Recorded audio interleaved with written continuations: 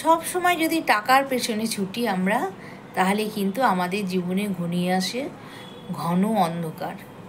টাকা তো ইনকাম করতেই হবে, এটা তো ঠিকই, কিন্তু টাকা টাকা করে কিন্তু তার পেছনে ছুটলে কিন্তু সংসারে লাগে ঘোর অশান্তি। এই প্রসঙ্গে নিয়ে একটি গল্প আজকে আমি তোমাদের কাছে শেয়ার করছি। চ্যানেলে যারা নতুন আছে এবং নতুন যারা আমার গল্প শুনছো, প্লিজ আমার গল্পটি শোনার পরে একটি সাবস্ক্রাইব করে দেবে এবং লাইক দিয়ে আমার পাশে থেকো। সবাই নিশ্চয়ই ভালো আছো, আমিও ভীষণ ভালো আছি। দুই বন্ধু ছিল, তারা কিন্তু একই অফিসে চাকরি করত। একজনের নাম ছিল কুমার আর একজনের নাম ছিল দিলীপ।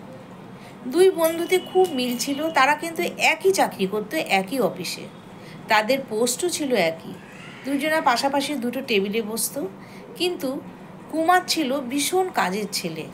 সে সারা দিন একদম যতক্ষণ প্রয়োজন সে অফিসে থেকে কাজ করত। বাড়ি ফিরতে তার রাত হয়ে যেত।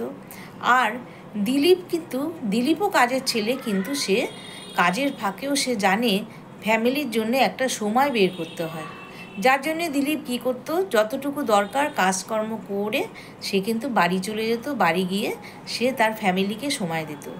দিলীপের ছিল এক ছেলে এক মেয়ে, আবার কুমারেরও ছিল এক ছেলে এক মেয়ে। তো দিলীপ কী করতো, কাজ শেষ হয়ে গেলে মাঝে মাঝেই সানডেতে কিংবা উইকডেসও কিন্তু তারা গাড়ি নিয়ে ঘুরতে বেরিয়ে যেত। কোনো সময় পার্কে যেত, ছেলে মেয়েদের আইসক্রিম খাওয়াতো, নিজেরাও বসে আইসক্রিম খাচ্ছে, কোনো সময় কফি খাচ্ছে, কোনো সময় কোনো মেলা হলে সেখানে যাচ্ছে, কোনো সময় শপিং মার্কেটে যাচ্ছে। এরকম নানানভাবে কিন্তু তারা সময় কাটাতো ফ্যামিলির সাথে। যার জন্যে কী হতো, তাদের ফ্যামিলিতে কিন্তু ভীষণ মিলমিশ ছিল, খুব আনন্দে তারা থাকতো। এদিকে কুমারের কিন্তু ছিল মনে ভীষণ অশান্তি। সে বাড়ি থেকে যখন আসতো অফিসে, সব সময় মুখটা কাচুমাচু করে আসতো। কোনো সময় তার মনে শান্তি ছিল না। দিলীপ তখন জিজ্ঞেস করতো, কী রে, তোর আজকে কী হয়েছে, তোর মুখটা এরকম কালো হয়ে আছে? তখন কুমার বলছে, আর বলিস না, বাড়িতে ঢুকেই আমার বউ অশান্তি করে। কেন না, আমি কেন ওদেরকে ঘুরতে নিয়ে যায় না? আচ্ছা বলতো, অফিসের এত কাজ থাকলে আমি কিভাবে ওদেরকে ঘুরতে নিয়ে যাব? বউ তো এই নিয়ে খুব, ছেলে মেয়ে দুটোও খুব কান্নাকাটি করে। যার জন্যে আমার অফিস থেকে যখন ফিরি বাড়িতে, আমি কোনো সময় খুশি মনে থাকি না। সব সময় আমাদের বাড়িতে অশান্তি ঝগড়া লেগেই আছে।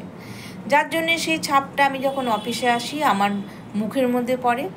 তখন দিলীপ বলল যে, সত্যি তো, দেখ, তুই যদি সবসময় কাজের মধ্যে থাকিস, তাহলে তুই ফ্যামিলিকে সময় দিবি কখন? সব কিছুর সাথে কিন্তু একটা ফ্যামিলি আছে, সেই ফ্যামিলিকেও কিন্তু সময় দিবি। সেখান থেকে কিন্তু তোকে একটা সময় বের করে নিতে হবে। এই তো দেখ না, আমি তুই তো একই পোস্টে আছি, আমাদের দুজনের কাজের গতি কিন্তু একই, কিন্তু আমি তবুও তার মধ্যে কিন্তু আমরা বেশ ঘুরি। আমরা কত জায়গায় ঘুরতে যাই আমার ফ্যামিলির সাথে, আমার ফ্যামিলিও খুব খুশি, আমিও খুব খুশি। তুই তো তা করিস না, তুই সারা দিন কাজ নিয়ে ব্যস্ত থাকিস আর বলিস অনেক চাপ অনেক চাপ, কাজগুলো আগে শেষ করি, সমস্ত কাজ শেষ করে নিই, ঘোরার সময় কি শেষ হয়ে যাচ্ছে, এরকম বলতো। তখন দিলীপ তাকে বুঝিয়ে বলল, দেখ কুমার, ঘোরার সময় শেষ হয়ে যাচ্ছে এই কথাটা বলা তোর ভুল। কারণ তোর এখন যা বয়স আছে, তোর ছেলে মেয়ে ছোটো, তোর বউর বয়স ছোট, বয়স অল্প, এই সময় যদি তোরা আনন্দ ফুর্তি না করিস, সময় তো আসবেই তোর কাজের শেষে, কিন্তু তুই এমনকি রিটায়ার হলেও তুই কিন্তু অনেক সময় পাবি।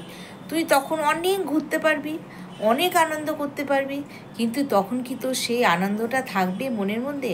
তোর এখন যে আনন্দটা আছে, তোর এখন যে মনে উচ্ছলতা আছে, সেটা কিন্তু তোদের মধ্যে তখন থাকবে না, এবং ছেলেমেয়েরাও বড় হয়ে যাবে। সেইটা একটা আলাদা আনন্দ। আর এই বয়সে ঘোরা কিন্তু, ছেলে মেয়েদের নিয়ে ঘোরা কিন্তু একটা আনন্দ। সত্যি তো, তুই ভীষণ অন্যায় করছিস। এই সময় যদি না ঘুরিস, যদি না আনন্দ ফুর্তি করিস, তাহলে আর কবে করবি? রিটায়ার হলে তখন তোদের শরীরে কিন্তু আর সেই আনন্দটা থাকবে না। তখন এই কথা শুনে কুমার বলল যে, না রে, তুই বুঝিস না, আমার কাজের চাপ একদম আলাদা। তোর মতো আমি অত ঝটপট কাজ সেরে উঠে আমি যেতে পারি না, আমার একটা দায়িত্ব আছে। এই কথা শুনে দিলীপ একটু খুব রেগে গেল। তখন দিলীপ বলল, দেখ, তুই যা কাজ করিস আমিও তা কাজ করি, তোর থেকে আমার কম দায়িত্ব নেই, আমাদের একই দায়িত্ব, কিন্তু তুই কাজকে এত বেশি ভালোবাসিস, তুই সংসারটাকে ভুলে যাস। কাজের সাথে কিন্তু সংসারটাও আছে। ফার্স্ট প্রায়োরিটি দিবি তোর সংসারকে, তোর ফ্যামিলিকে তুই প্রায়োরিটি দিবি। তবেই না তোর কাজে মন বসবে। তুই সবসময় বাড়িতে গিয়ে এরকম চিৎকার চেঁচামেচি অবশ্যই হবে, কারণ বউ তো তোর রেগে যাবেই, ছেলেমেয়েরা তো কান্নাকাটি করবেই যে বাবা আমাদের ঘুরতে নিয়ে যায় না, সারাদিন অফিসে থাকে। কিন্তু আমি দেখ এটা হতে দিই না। আমি দায়িত্ব সেরে সমস্ত কাজ সেরেও কিন্তু আমি জানি আমার একটা ফ্যামিলি আছে। এই কথা শুনে কুমার তখন দিলীপকে বলল, অনেক চিন্তা ভাবনা করে বলল যে ঠিক আছে, তাহলে কালকে থেকে তাই করব, আমি এত কাজ করব না। এই কথা শুনে তখন দিলীপ বলল, সেটাই কর, তখন দেখিস তোর মনে শান্তি আসবে, তোর কাজেরও অনেক সুবিধা হবে, তুই মাথা ঠান্ডা করে কাজ করতে পারবি। তো দিলীপের কথা মতো কুমারও তারপর থেকে তাই করত। যতটুকু কাজ সে সেরে নিয়ে বাদবাকি কাজ সে পরের দিনের জন্য রেখে দিত, আবার পরের দিনেরটা পরের দিন করবে। কিন্তু কুমার কী করতো, পরের দিনেরটা আগের দিনটা কিছু করে রাখতো, অ্যাডভান্স কাজ করে রাখতো, যার জন্যে সে কিন্তু বাড়িতে দেরি করে ঢুকতো। তো এখন থেকে দিলীপের কথা মতো সে সেইভাবেই কাজ করে এবং প্রতিদিন বাড়িতে তাড়াতাড়ি ঢুকছে এবং ছেলে মেয়ে বউ নিয়ে তারা মাঝে মাঝে এদিক ওদিক ঘুরতে যাচ্ছে এবং এখন তাদের সুখের সংসার হেসে খেলে আছে।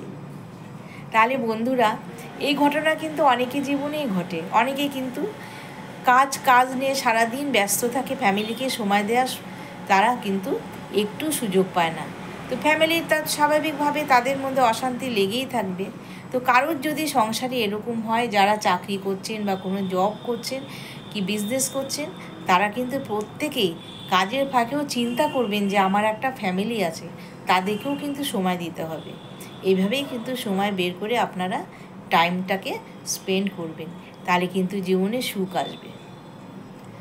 তাহলে বন্ধুরা, আমার গল্পটা কেমন লাগলো আপনারা অবশ্যই কমেন্ট বক্সে জানাবেন এবং খুব বেশি করে শেয়ার করে দেবেন, তাহলে কিন্তু অনেকের ফ্যামিলি শান্তিতে থাকবে। আজকে আসি, আবার কালকে আসবে একটা নতুন গল্প নিয়ে। টাটা।